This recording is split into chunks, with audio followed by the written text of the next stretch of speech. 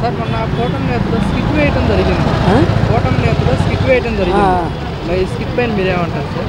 ఏమి కూటమి అండి, ఇంత మట్టికి సంవత్సరం అవుతుంది, ఇంత మట్టికి ఏమి లేదు. పిల్లలు ఎంత ఇబ్బంది పడుతున్నారు స్కూళ్ళల్లో, ఏమి రావట్లేదు రూపాయి కూడా. అసలు మనుషులు ఏదో ఇది చేస్తాం అన్నారు. పవన్ కళ్యాణ్ గారు ఏం చేయట్లేదు. నిలదీస్తాం అది ఇది అని చెప్పారు, ప్రశ్నిస్తాం అన్నారు. ఏం పవన్ కళ్యాణ్ గారు ఏంటో మాకేం అర్థం కావట్లేదు. అసలు ఎందుకు వేసామా అనిపిస్తుంది ఓట్లు. అంటే ఈ పథకాలు ఇంప్లిమెంట్ చేయాలంటే రాష్ట్ర ఖజానా తక్కువగా ఉంది. ఏం పథకాలండి, ఉన్న జనానికి న్యాయం చేస్తే చాలండి, ఇంకా పెంచడం ఎందుకు? ఇవి ఉన్నట్లకే ఇవ్వట్లేదు కానీ ఇంక మళ్ళీ జనాలు పెంచడం బట్టి వస్తున్నామండి. సంవత్సరం నుంచి చాలా ఇబ్బందులు పడుతున్నాం మేము. ఇది కరెక్ట్ కాదు. ఎక్కి కూర్చున్నారు కూటమి అని చెప్పేసి, ఏం చేస్తున్నారు, ఏం చేయట్లేదు. జగన్మోహన్ రెడ్డి రాష్ట్ర ఖజానా ఖాళీ చేశాడు, పథకాలు వాళ్ళు ఏమైనా నింపి వెళ్ళారంటండి. ఫస్ట్ అప్పుడు ముందున్నప్పుడు వాళ్ళు ఏమైనా నింపి నిండుగా పెట్టి వెళ్ళారా ఏంటి? అందరూ ఖాళీ చేసేవాళ్ళేనండి. ఇంత తప్ప ఏం చేయలే జగన్ అప్పుడు ఉన్నప్పుడు.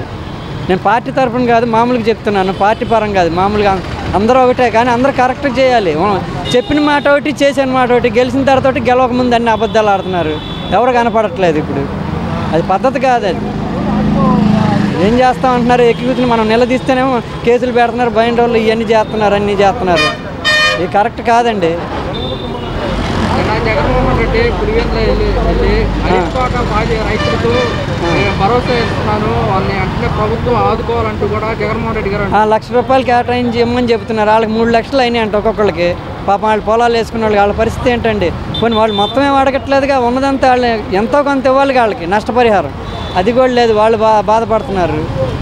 రైతులకి వెంటనే గిట్టుబాటు ధర కల్పించాలి, ప్రభుత్వం వెంటనే ఆదుకోవాలని జగన్మోహన్ రెడ్డి. రైతులు అంటే కేంద్రం మీద ఉంటుంది కదండి గిట్టుబాటు ధరలో. ఈయన ఏం చేస్తారు?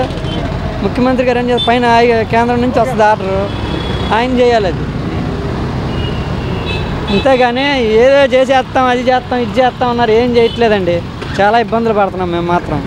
కష్టపడుతున్నాం. నేను ఎప్పుడు కడితే 800, 900 కూలీ తెచ్చుకొని ఇబ్బంది పడుతున్నాం. ప్రైవేట్ స్కూల్లో ఫీజులు కట్టుకోలేక మన 60,000 ఇద్దరికి ఎక్కడి నుంచి తెచ్చి కడతామండి? 2 పిల్లలకి కడుతున్నాం అప్పులు చప్పులు చేసి, చీట్లు పాడుకొని అవి పాడుకొని. ఏం చేస్తాం? ఈయన ఇవ్వట్లేదు కదండి. ఇవో వచ్చేస్తుంది, అది వస్తుంది, ఇది వస్తుంది అన్నారు. ఏం వస్తుంది? వచ్చే సంవత్సరం వేస్తారంటండి జూనియర్లో. అప్పుడు దాకా మేము అప్పులు చేసి బతకాలి ఏంటండి?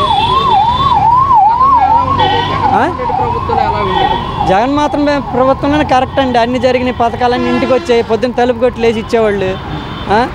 పొద్దున్న 6:30 ఇచ్చేవాళ్ళు. ఈయనేమి ఇస్తున్నాడు? అసలు ఎవరు కనపడట్లేదు.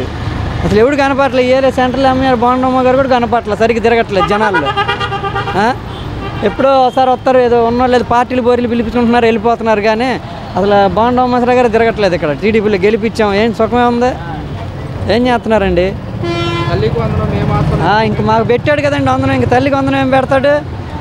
మాకు పెట్టాడు. సంవత్సరం చాలండి, కడుపు నిండిపోయింది ఓట్లు వేసినందుకు.